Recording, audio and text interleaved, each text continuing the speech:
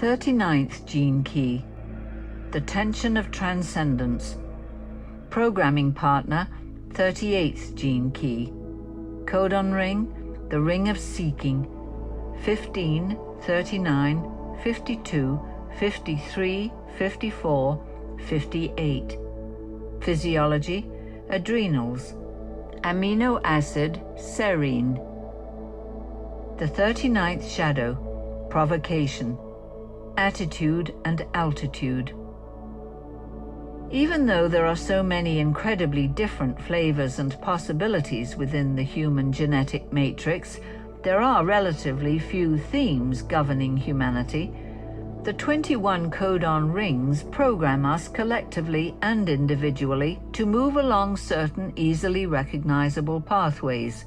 All the archetypes that appear on our television screens and in our novels and myths are therefore represented in our DNA.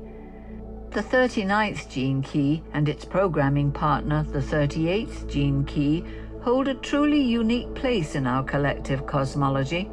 Above all other archetypes, these two represent the myth of the warrior. Legends and myths have extraordinary power over our different cultures. Even today, when campfire stories have been replaced by the silver screens in our living rooms, the myth of the warrior still holds us captive. We shall see in due course why we aspire so strongly to attain the highest frequencies of this 39th gene key. Meanwhile, the equally potent lower frequencies of the 39th shadow are extremely sinister, as they currently hold the majority of humanity within their thrall. The 39th shadow is responsible for maintaining a planetary vibration dominated by a single quality: violence. Rooted in your adrenaline system, this 39th gene key is a highly dynamic code that is all about action. It has a gutsy, explosive, and primal quality to it. People with these gifts and shadows are not led by their heads, but by the primitive urge to act, whether wisely or foolishly. You can see from both the repressive and reactive sides of the spectrum that this is a dangerous shadow with which to cross paths. It is rooted in the fear of being trapped, which is essentially the fear of losing your individual freedom to act. We all know how dangerous animals become when trapped, and we humans carry that same fear in our ancestral DNA. There are many reasons why humans can be incited to violence, but here we find one of the oldest reasons of all: the threat to individual freedom. The 39th shadow is like a cobra waiting to strike. This violence is personal, and when aimed precisely at its target, seldom misses. We most often see its manifestation in our personal relationships. This is the shadow of provocation, or, in everyday language, button pushing. Have you ever wondered how it is that your partner, parent, or child knows the precise code, tone, and word that really provokes your anger? Violence comes in many forms, and it does not have to be physical. Emotional violence is acoustic, using intonation to achieve its result. It isn't what they say, it's in the tone they use. Tone never lies, although it is usually totally unconscious. Like a child whining at the exact pitch that irritates you, every provocation has its tone. When someone is trying to make you feel guilty, for example, they unconsciously use a self-pitying tone that touches the exact location of your guilt. It's all rooted in sound. As we have seen throughout this book, genes can be adapted, even though they cannot easily be altered. It is a matter of frequency, and frequency is about sound. As your attitude shifts, so your frequency shifts. If you focus only on the negative aspects of a situation, then your frequency drops. If you focus on the positive, then it lifts. It depends on which octave you are tuned to. Attitude in this sense is always acoustic. What kind of process does information go through as it enters your ears? How have you wired your own thinking and feeling to respond to the myriad intonations from the environment? Until you create an inner transformer to tune out lower frequencies and tune in higher ones, the lower frequencies will hit your DNA and bounce back as a reaction rooted in a similar low frequency. The 39th shadow has a single goal: to provoke you. If you are easily provoked by a person, any person, then you are under the influence of the lower frequency of this shadow. You are trapped as soon as you react to the provocation. The provoker and the provoked are simply playing out an age-old chess game of abuser and victim. Most of us play both roles at different times and with different people. The programming partner of the 39th shadow is the 38th shadow of struggle. It is a genetic law that the moment you react violently, emotionally or physically, to an emotional provocation, you are engaging with the energy of struggle and effort.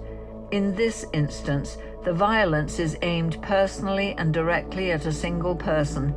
This is different from anger that is simply released in a more healthy way without being directed towards anyone in particular.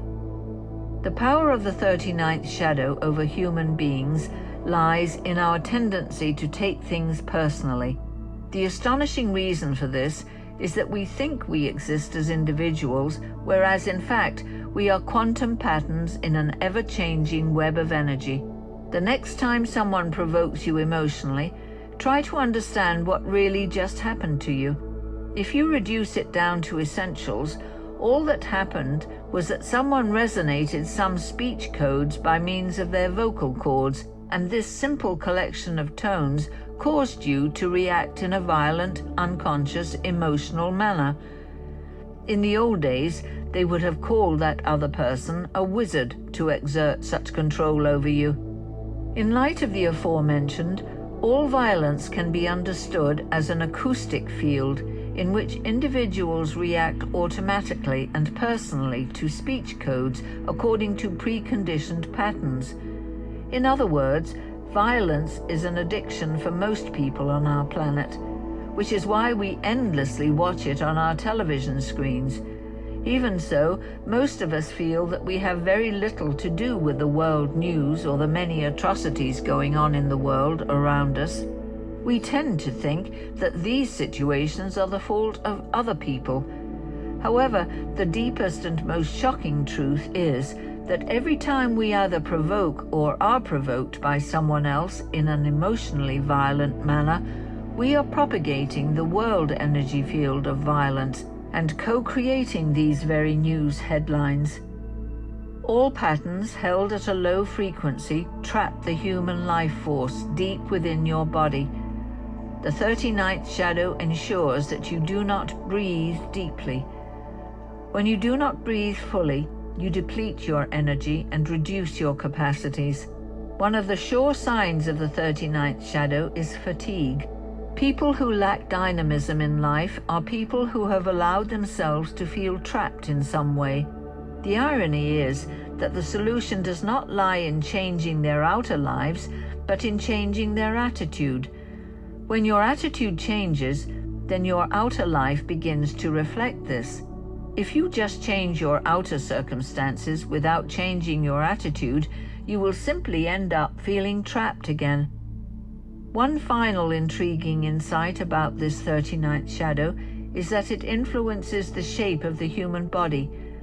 The shape of your body is primarily determined by the way you metabolize the food you eat. When you operate at a low frequency, you cannot metabolize your food properly, so you feel hungrier than you actually are. However, it is your spirit that is hungry rather than your body, and no matter how much food you eat, you will never quite feel sated. Your spirit is actually hungry for creativity. It has an urgent need to express its inner beauty. Thus, the world reflects the 39th shadow through global eating patterns. In the West, one of the great new health problems is obesity, whereas in the East, it is malnutrition. These are both outward reflections of the power of the 39th shadow operating at a collective genetic level. Until we humans release our own unique creativity into the world, we will be caught in one of these two uncomfortable extremes. Repressive nature, trapped. The foundation of each of the 64 shadows is to be found in its repressive nature, the state of fear. Fear lies even deeper than anger, which lies at the source of the reactive nature. When fear is expressed, it becomes anger. However, when fear is not expressed, it traps us. All repression is rooted in being trapped. The most perfect trap is the one that we are unaware of, and this is the case with the 39th shadow. What is really trapped is our unlimited reservoir of life force and creativity. The majority of humanity is in fact trapped by the lowest frequencies of the 64 gene keys. It is fear that keeps us asleep. Those with the 39th shadow in their nature are the ones whose life energy is often most frozen. Locked into habitual emotional patterns, their awesome human potential lies completely inert, as though asleep. This is why human awakening can be such a powerful event, because as we awaken, our life force is released and our latent creativity is born. Reactive nature, provocative. The first stage in awakening is in fact to get angry. It takes the energy of anger to crack the layers and layers of inertia and repressed fear. As we begin to feel our fear, it transfers into anger, and we begin to act it out or project it onto others. This is the energy of provocation. It is actually fear made dynamic, but there is not yet freedom within it. We are still trapped by our anger and by our need to externalize our fear through causing others pain. People who are provocative by nature are usually unconscious of the fact. By provoking others, they are simply heaping misery back on themselves. Such people are really seeking love at a deep level, but are doing so through negative attention, which is abusive. Most human beings are caught by the lower frequencies of this 39th gene key, witnessed by every time we speak words whose underlying intention is to cause pain to another. The 39th gift, dynamism. The pressure of creativity. As you activate the higher frequency of this gene key, you begin to have a notion of the nature of the energy that drives all children. As we know, children seem to have endless energy that just crackles in the very air around them. Many parents are literally dumbfounded by how active children are every moment they are awake. This is the raw energy of the 39th gift, the gift of dynamism. It is interesting to note how, as you make the transition from child to adult and your personal and cultural conditioning gradually take you over, you also experience a decline in your natural dynamism. By the age of 7 years old, most of your inherent patterns are already set in stone. It is therefore essential that children be given enormous amounts of time and space within their first 7 years, as their natural dynamism needs to flow in an unimpeded manner. Of course, children need boundaries, but primarily in their first 7 years, all they really need to do is play. Play is dynamism exemplified. It is the unbridled expression of the basic energy of life. Sadly, in many cultures, mostly Western, children are sent to school at some point within their first 7 years, and their natural 7-year cycle of unstructured play is interrupted. This early emphasis on mental learning interferes with the child's basic genetic need to express its dynamism through its body rather than through its mind. One of the reasons for modern society's insistence on early learning is our misunderstanding of the difference between knowledge and genius.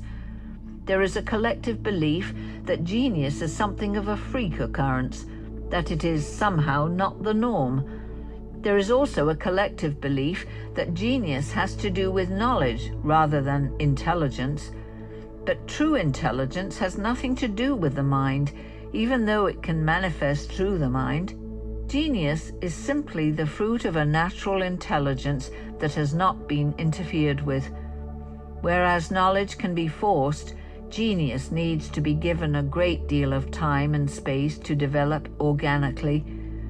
The first 7 years of a child's life is the natural seeding time of their later genius. Having said all of that, the news is not all bad. No matter how good or bad your upbringing may have been, all conditioning can be reversed. However, this deconditioning usually involves a journey of awakening in which you have to raise your own frequency back to its original state. When this occurs, your natural dynamism returns, and it returns as creativity. The same energy that is play for the young child matures into creativity and genius in adults. One of the simplest and quickest ways to raise your frequency is to do what you love in life. If you do what you truly love, you will unleash your creative dynamism, and the more creative you are, the more energy becomes available to you. This is the simple equation that is missed by so many people. As with each of the gene keys that are a part of this codon ring, the ring of seeking, the 39th gift creates enormous pressure in the individual and their immediate environment. It is this pressure that gives rise to so much creativity.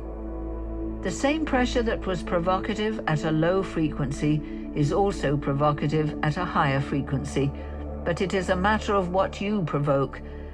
At the low frequency, fear provokes fear, and anger provokes anger.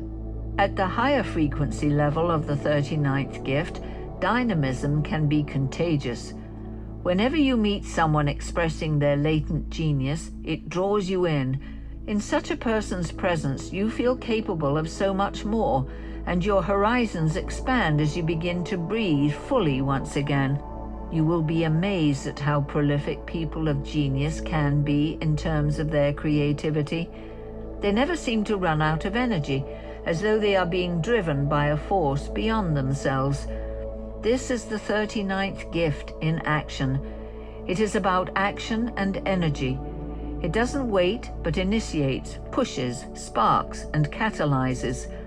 A person living out the 39th gift unleashes a tidal wave of creative activity wherever they go. The other aspect of the 39th gift is that it knows no fear. This is the true spirit of the warrior. There are many grades of warrior. There are those who simply fight unconsciously because they cannot help it. These are the people who cannot resist whatever it is that has provoked them to action. But there are higher types of warrior too, those who are provoked but who manage to control and direct their anger. Because these people are operating out of a higher frequency of awareness, they will defeat those who cannot control their anger. Beyond even this, at the Siddhic level, are those rare warriors who cannot be provoked at all. They have seen the nature of reality. There are no individuals in the first place, which makes it impossible to play the game of conflict anymore. In conclusion, we can see that at the gift level of frequency, the same energy that gives rise to violence becomes creative action. The provocative energy of this gene key is no longer used in reaction, but is now used in the service of provoking creativity and freedom in others. The energy of the 39th gift is not afraid of hurting another person's feelings if it means breaking them out of a lower frequency energy pattern. The pressure of dynamism cannot help but create more dynamism. The real essence of this 39th gift is thus to touch other people's spirits in a way that helps them break out of their traps and into higher levels of freedom and energy. The 39th Siddhi, liberation, the crux point. Perhaps, from listening to and contemplating this 39th gene key, you can begin to have a sense of what happens as this same energy hits the highest planes of frequency. There is always a point where the gift suddenly makes the quantum leap to the siddhi and the blossom becomes the fruit. In the case of the 39th gift, dynamism becomes liberation when it finally forgets itself entirely. The 39th gene key is highly individualistic. It has to be, in order not to be taken in by the status quo. Unique creativity has to break out of all conditioned patterns in order to rise to the heights of genius. The ring of seeking provides the pressure that drives human beings to eventually transcend themselves. At the siddhic level, an interesting thing occurs when all this genetic pressure breaks through to a higher dimension. Consciousness merges back into the totality, which means that it has to give up its greatest gift, individual freedom.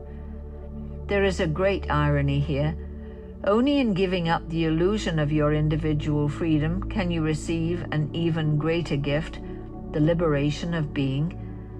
Few people are able to make the transition from creative genius to divinity because you must give up the very thing that appears to fuel your creativity, your individuality. To the genius, the giving up of one's individuality seems akin to death. But in order to attain siddhic state, you must pass through the gift level of consciousness and give up your seeking. This means that with every one of the 64 gene keys, you will have to give up your hard-earned gift in all its glory in order to make the leap to the final level. Dynamism, as we have seen, feeds upon itself. To be dynamic is to create more and more possibilities through action. The byproduct of dynamism is that it serves many people, which in turn raises its vibration. The more people you serve, the more rarefied your frequency becomes, until one day you reach the crux point. The crux point is not easy to describe. It cannot be predicted and it cannot be prepared for. Mystics have usually described it as a death and a subsequent rebirth. In the case of the 39th siddhi, it feels like a physical death because this is such a physical, dynamic gene key. You have to put your entire being on the line. All your plans, creativity, work, intent, and service must be surrendered into a single vanishing point. When this event arrives, there is no mistaking it. It comes with a guarantee that you will transcend. There are no failures in this sense. You can only move through the tunnel of agony until it turns into ecstasy. Liberation is one of the strangest of phenomena. It is perceived by the unliberated as an experience, even though it is not an experience, since there is no one to experience it. Even though liberation is often described as an event, it is not an event. Even though it appears to happen within time, it does not. It occurs outside of time. There are no sounds that can be vibrated that resonate with this phenomenon. There are no words to describe liberation because there is no process to describe. It is perhaps best understood as analogous to dying. Liberation is beautifully represented through the metaphor of the warrior's death. The warrior's life is one of preparation, adversity, energy, and finally, death. The perfect death for the warrior is to die in battle. In ancient society, it was a great honor for the warrior to die in battle. The 38th siddhi is the siddhi of honor. All of this is a metaphor for something that exists at a much higher level than we generally realize. Of course, the warrior is you, the independent human being. Your battlefield is the world, and the war is life. The true warrior is the one who is willing to die for the highest cause, whether that is represented by your country, your cause, your brothers and sisters, or your children. The important part of the metaphor is that the warrior has to give his or her life for another, just as Christ died for humanity upon the cross. As in all of the great legends and stories, there is always a rebirth that takes place after the warrior has given his life for a higher cause. This rebirth is liberation, and it occurs only after great effort and many trials. This is the way of the 39th gene key, and the reward is the annihilation of fear through the death of the smaller self. This is the true meaning and symbolism of the warrior, and is why we all aspire to it. Liberation may sound similar to freedom, but there are subtle and important differences. Freedom represents the 55th gene key. There is, in fact, a deep connection between the 55th and 39th gene keys. At the Siddhic level, the resonance of each word is precise and specific. Liberation is a provocative energy. It tests and challenges those who are drawn to it. The person manifesting the Siddhi of liberation is profoundly dangerous to be around, not in the sense of physical danger, but in the sense of the shadow patterns. This is not a person that treads lightly around you. This is a force that bores right into the heart of your low-frequency patterns and strips you down to the bones of your true being. These are the teachers who direct the force of their love right at the weakest chink in your armor. Just as the lower frequency of this gene key pushes your buttons out of reaction, the sage displaying the 39th Siddhi will use any technique at their disposal to test the limits of your surrender. If you take anything personally, then you still have limits to your surrender. The 39th gene key is related to the 55th gene key in the same way in which a spring mechanism releases an explosive energy. When all human seeking has exhausted itself, a great need to act arises, and this pressure is currently building within all human DNA. Life itself is struggling to transcend its struggle through human beings, and the 39th shadow builds the tension for change until it is released through the human genome as the Siddhi of liberation. Even before the mutation of the 55th gene key, therefore, we will hear the dynamic explosion of this energy, which provokes the mutation itself. Thus, we will see how the energy of liberation ultimately provokes the realization of freedom.